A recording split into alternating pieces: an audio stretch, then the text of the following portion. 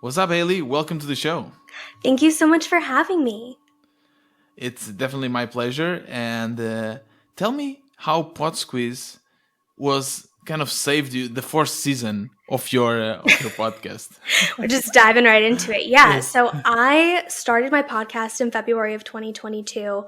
And it's all about this like messy middle phase that we are in business. I've been in business now for, I think I'm on my 7th year. And so I was like kind of over all the beginner stuff, but I wasn't in this magical world where I had like money coming in while I was sleeping and I could just like Yeah. take all this time off. And I felt really alone in that. So I created my podcast to kind of speak to other people in my situation and like commiserate and support one another. And I had a lot of support in doing so. I had an editor who I'd hired to pretty much handle the entire process. I would just like have my Zoom calls and then send them to her and she would turn it into a podcast. And then I had an assistant who would help me, pull clips, write emails, create the social content, like basically do the rest of the stuff. Because even though I'm a marketing strategist by trade, I'm not a huge fan of creating my own content and really putting myself out there. So when I created the podcast, I knew I needed a lot of help. And then 3 seasons later, we're getting ready to record our 4th season. And I decide I just want this to be all interviews. People really like our interview episodes. They're more popular than the solo ones. So I'm going to just go in on interviews. I sent some pitches out to some people who were like, kind of felt like a reach, and they said yes. And it was so exciting. And I had all these interviews scheduled to be recorded. And my editor closed their business. And then after I finished recording all of the interviews, my assistant left. And I was like, oh, Whoa. what what do I do now? Because, I know that I'm capable of figuring out how to do all this stuff. I know that I can obviously write emails, create social graphics, do everything like that. But that wasn't the space that I'd created in my life or in my business for this Right. podcast. And so it kind of just all came together at the perfect time where it was like, PodSqueeze was having their Black Friday sale. And I was like, I'm just going to do it so that I can batch all this podcast stuff, get the content, get the show notes, get the transcripts, like check all the boxes and not be so like manual about the whole thing. Because when I lost my assistant, I did something stupid and I deleted her Google Drive account, which got rid of like my intro music, my outro music, my SOPs. Like I did every possible thing wrong. And thankfully, like turning to PodSqueeze has helped me get a little bit of it right as we prepare to launch this season. Wow. So was it like why did you deleted it? Is it so that she would not get the access or? No, it was so I had her create a folder for me of like everything that was important that I needed to not delete, and I put that in my Google Drive, and then I like removed her from like my company email system so that I wouldn't have to keep like paying for it, not realizing that like even though it was in my drive, she was still the owner, and so it disappeared. And then I was like, oh, oops. And it was just like by the time I realized it was too late to do anything about it, it was like so silly and definitely a big lesson learned. But yeah, that's what happened. But if I hadn't done lesson, that, though, yeah, it's a good lesson. There's a lot of podcasts that also have VAs or someone to assist them, and so that's a good lesson. Just make sure you back everything up before removing them from your drive. So, do you think that PodSqueeze is able then to replace, I guess not 100%, but a big chunk of their work? Yeah, it definitely. My intention was never to then like use PodSqueeze or use AI tools to completely replace a team. I have other members on my team, but PodSqueeze was really able to help me not make this a massive chunk of extra work to put on someone else's plate, but something that they could systemize and do and streamline, in addition to their normal work without completely taking over their role. Because I didn't hire anyone to produce my podcast because I had someone producing my podcast. But we were able to, not have to turn that into a new hire. We were able to kind of roll it into our current workflows and systems. Okay, that's cool. That's good to know. Tell us more about your podcast. What is it about? You already kind of scratched a bit the surface, but yeah, tell us more. Yeah, so it's called Messy in the Middle, and it is about all the stuff that happens in that messy middle phase of being an entrepreneur. Hmm. And I think if you ask any entrepreneur, they'll tell you that that messy middle phase doesn't really end. So it's really for anyone who identifies with being in a phase of business where it Hmm. feels like more stuff's going wrong than it is going right, but they're not, ready to throw in the towel, looking to quit. So we talked to a lot of people about kind of like what their first big messy middle moment was when they realized like, well, I'm not a beginner anymore, so I probably should be over like having this issue. I know like my first big one that I talk about in, the premiere of our podcast is I went from like our highest month ever to then not being able to make payroll. And it wasn't because I didn't budget properly. It wasn't because I like, overhired, nothing like that. It was just 1 month, all of my clients decided that paying their invoice was optional, and I was left, figuring it out. And if you look up advice for stuff like that, it's all super beginner. It's like, oh, well, you should have had a contract, or oh, you should set up automatic payment plans, or oh, you should do this, or oh, you should do that. But sometimes that all still doesn't work. Like a contract's not going to Hmm. protect you if the person who signed it chooses not to abide by Yeah. it, and you can't afford Yeah. to take legal Yeah. action because they didn't pay you, like that kind of a thing. Oh, that's a So the bad month. That's a yeah, really bad month. but it was Is like that 3 years ago, and I made it through. yeah, is that why you started a podcast? Or um, when was it? that was about 6 months before I decided I wanted to start a podcast, but it was kind of the beginning of me realizing like I kind of felt out of my element for the first time. I felt like all Mm. these resources that I'd used to build my business and like find support, all of a sudden I had a problem that they couldn't help me with. And I started talking to some of my business friends, and they were kind of experiencing maybe not the exact same cash flow issues I was, but they were experiencing similar frustrations with like, there's no way I'm alone in this, but why is no one like talking about it? And it's because like people don't always want to talk about the parts of running a business that aren't sexy and marketable. But Yeah. those are my favorite Hmm. parts to talk about. Yeah. So it was because you felt that something was lacking in the market, but why a podcast? Why not writing a blog or doing some other kind of form of content? Why this medium? Yeah, well, first, I love to talk. So I knew that a podcast would at least be kind of like natural for me to be having Hmm. conversations with people. I'd been in conversations with my friends on Zoom calls and stuff and been like, damn, I wish we were recording this. So Yeah. that kind of made sense in that realm. And I felt like a podcast could get some of those frustrations out there and start some of those conversations without feeling whiny. And I think if I'd like gone out and written a blog post about like my clients didn't pay me and here's why it Hmm. sucks, like I would have just been like, oh, woe is me. Like, who's going to want to read that?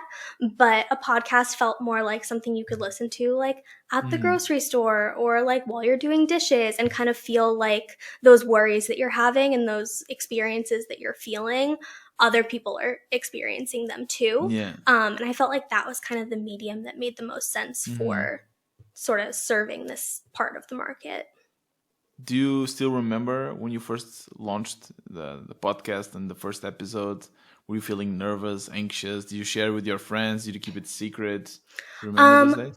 I went all out because I've been in business for a bit. I already had like kind of this expectation of like, I do Hmm. create content, I do put myself out there. So feeling like fear about friends or family, having something to say about it. Thankfully, I didn't experience that. I think my biggest fear was just that no one would listen to it because, like, I don't know, why would anybody listen to it? But yeah, I definitely remember my first 3 episodes were, I had a solo episode kind of explaining why I Hmm. was there. And then I had interviewed 2 of my like closest friends in business about Hmm. their messy middles. So it was kind of like the conversations that led to me wanting to start the podcast were what we used to launch the podcast. Hmm. And so that felt really exciting to be kind of like validated in, oh, these ideas are worth sharing. And then, oh, people actually did listen to them. Yeah. So I was really fortunate to have a positive experience in that regard. Did you have since then have any kind of feedback from your listeners saying that, hey, I was needing to listen to that, and I felt the same? Do you get this kind of feedback, and how does that make you feel? Yeah, definitely. We don't get a lot of feedback like directly from podcast listeners. Like, I don't think a lot of people listen to the podcast and then like dig in the show notes for my email address. But when we share the episodes on social media or with our email list, we do get some really positive feedback from people being like, oh my gosh, this is like something I was going through, or I'm so happy people are having these conversations. It's not a very big podcast, but I think we benefit from that because I think people are willing to kind of open up in ways that they maybe wouldn't if they were on like a top 100 podcast. Yeah, totally. Because it feels like this space where you're able to, like, it feels like a tight-knit community. Yeah. So you're kind of like sharing little secrets and like gossiping with your friends. What have you learned? Is there something that you've learned either about yourself or about business, something that you're not expecting to learn from this podcasting journey? Because I feel that sometimes for me, and I have a similar podcast to yours, it's very therapeutical as well, just by talking and sometimes re-listening as well, my own words. I learn a lot about myself. It helps me to put things into perspective, and of course interviewing others, I learned the most interviewing others, of course. But yeah, do you feel the same? Yeah, I think I've learned in a couple different, I guess, areas. When it comes to, producing solo episodes, I've definitely learned how to, think before I speak a little bit and be able to have a coherent, like, through line of a solo episode without having to script out the entire thing. That's definitely something that has evolved as the show has gone on. Is I used to script all of my solo episodes, and now I'm just like, all right, it's me. I got GarageBand open. If I pause for too long, I'll just delete it out. Really kind of going low on the production value as long as the audio is good has made me feel more confident actually than having kind of this like more produced show. So really finding trust in myself that I do know what to say and that the things that I say are not just like adding more noise to the world, has been a big benefit. And then I've also learned kind of to shoot my shot when it comes to getting people on the podcast or finding guests. Because the worst thing they can say is no. Or honestly, they're probably not even going to say no. They're just going to ignore you. And then it's like, whatever. You can tell yourself they never even saw it. I sent an email to someone who was on like a reality TV show who had a business. And I was like, I really want to talk about, their messy middle and like how the show interacted with their business. And I was like, there's no way that they're going to like respond. And then they did. And we like had the interview and I was like, oh my gosh, I can just tell people I want to talk to them and maybe they'll say yes. And I think that learning that through podcasting and through kind of expanding my network through the podcast has made me feel a lot more confident about the types of clients that I'm willing to reach out to, or the, ability that I feel like I have to support larger brands or larger organizations in their own marketing. Because if someone thinks I'm, good enough to talk to, then maybe I should think that I'm good enough to work with. So it gave you some kind of self-confidence to start a podcast as well. You feel more. That's interesting. Is that something that comes natural to you? Like, do you naturally are willing to expose yourself and start a podcast and put your word out there, or is it something that gives you a little bit of anxiety? This is something I was actually talking about just yesterday with a friend, because I actually wrote a blog post that is published, but I'm like kind of scared to promote it. And I realize it's because for a long time I've been able to convince myself like, well, it doesn't really matter, just put it out there, and like you're probably not going to do any harm, so you might as well. Like if someone has a problem with it, they'll get over it. But then as I like got into writing this blog post, I was like, what if people don't like it? That's going to make me really sad. Like it almost felt more personal. But I do think that the confidence to create the podcast has kind of bridged the gap between creating kind of garbage social media content where it's just churning out reels or churning out whatever for the sake of visibility, and creating these like highly curated, very well researched, articles to educate and inform. And the podcast is kind of this middle ground where it's easy for me to have conversations with people and it's easy for me to know what to say. And then I have to push myself a little bit more to be like, yes, and other people need to hear this. And it is important for them to listen to. And if they don't like it, it's not about me. So it's been a nice middle ground, I think, for me. What tips would you give to someone that is too afraid to start their own show? They want to do it, but they're afraid either because of the feedback, they don't want to share it. Like what would you tell to such a person that do that? Come to you and ask like, hey, what can I do? Yeah, I think when it comes to being afraid for feedback, and this is advice that I need to listen to as I'm talking about being afraid for feedback, I think it's going to take a lot more haters for you to get a hate comment than you think it will, especially because podcasting is kind of like such a private way of sharing content. Like there's no comment feed, there's no that kind of thing. So if you're really worried about like haters, I think it's going to take a long time for you to get like true haters. And so there's that. You should be happy. You should be happy once you get one. It means that you're growing, right? To be like, okay, I have enough people that, I even have haters. Exactly. And like, if they're haters and you don't know about them, like that's affecting them more than it's affecting you. And if you're worried about like, I don't know, I think the only other fear that people have is putting themselves out there, and you can really choose your own adventure when it comes to how to promote and share your podcast. So if you are afraid to create content because you think no one's going to listen to it, okay, well then put a little bit more effort into, sharing it on social media and finding relevant places to link it online and, into the actual promotion piece of it. If you're worried about people, listening to it, but you don't really care how many listeners it gets, then just create it and put it out there. I don't remember the last time I accidentally stumbled on a small podcast, like in that sort of way. So if you're worried about people, finding it, then just like put it out there and share it when you feel more confident down the line. Because I think, practice will eventually make you feel more comfortable. And the positive feedback will come more quickly than the negative. So once you start getting like people actually leaving the first unsolicited review that I got on my podcast, I was like, oh my gosh, I don't know who this person is. This is so exciting. And that kind of stuff. What was this review? Do you remember the review?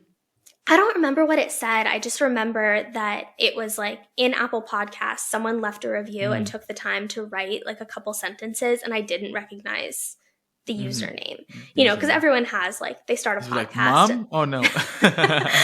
Yeah, no, my mom did not leave a review on my podcast. My dad listens to it though, which sometimes I think he is the person I'm most concerned about when I record. Like he's the person who I'm worried is going to like text me and be like, I don't know if you should put that on the internet. But I'm not like, that happened not to a me hater. Already. My dad also listens to my podcast and he already sent me this kind of stuff. But he likes it. I think it's also a good way to be, in contact with your friends and family, because again, you get to expose something that you normally don't expose to them, because it can get very personal, especially these, solo episodes. So I think I do enjoy doing them. Tell me about a very memorable episode, an episode that you liked it a lot, and do you think that also people should listen to if they are starting to listen to your pod? Yeah, so I created an episode, I want to say it was around like springtime of last year, and it is called You Don't Need a Coach, You Need Professional Help. And I've learned that my best content comes when I'm angry, because I kind of, lived an experience through a friend who was having a lot of issues with people, copying their service content, but then calling it coaching and telling people, they need this coaching service or that coaching service. And then these people are in need of true professionals like lawyers and accountants and Yeah. Things you need licenses for. But they couldn't afford them because they were spending all of their money on coaching. And so that episode just kind of talks about a lot of the manipulation and issues that I've seen and experienced in the business coaching realm. And kind of advises people, if you're feeling lost, if you're feeling like you're struggling, talk to a friend, talk to a professional about the thing that you're struggling with. Like if you're having financial issues, a coach probably isn't going to help you if they're costing more money than you have. Like that's just math. Yeah. So the episode really just kind of talks about some of the issues that I've seen in that industry, and I got a lot of positive feedback for it, and it was something that I was really scared to share because, I'm talking about an industry, but I'm also talking about people I know. But I got a lot of, responses to the email that I sent about that podcast, or even people just like, down the line being like, hey, I found you and I listened to this episode and like, oh my gosh, you said everything that was on my mind. Yeah. And that was one of my favorite, I think, kind of non-scripted episodes where I just sat and talked. And I had a little bit of fun with like the editing of it. That's my favorite episode. What is the title well, you already said the title, but the number of the episode? I don't remember the number, but it's in season 3. I want to say around episode 9 or 10. Okay. It's not, you don't have to scroll far back to find it. Yeah. I mean, I think it's like everything in life. There's a lot of coaches, right? There's a lot of coaching out there, and some are not good. I think sometimes some just pollute, the industry, right? And I think that this happens with a lot of areas, but it seems a very interesting episode to listen to. Yeah. And I mean, it's not bashing coaches. It's just kind of encouraging critical thinking, which I think is an important thing to say, because I never want to come across as like a hater. Yeah. Did you also get any kind of hate messages of people that didn't like that episode? I haven't. I'm sure there are some people out there who listened to it and were not thrilled. Yeah. But thankfully none of them said anything to me about it. Haley, thank you so much for joining us here in the Lessons from a Podcaster. Tell us again the name of your podcast and where can you find you? Yes, my podcast is called Messy in the Middle. You can find it anywhere podcasts are, or you can go to my website, which is HaleyEJohnson.com. We've got a little podcast tab at the top, and that has all of our episodes. Perfect. I will also link everything in the show notes of these episodes. That's all for today. Thank you so much, Haley, for joining us. Thank you for having me. This podcast is brought to you by PodSqueeze, an essential tool for podcasters that creates show notes, timestamps, clips, and more. Visit podsqueeze.com and use the code PODCASTER for 20% discount in the first 3 months. We release a new episode every Tuesday and Thursday. See you in the next episode of Lessons from a Podcaster.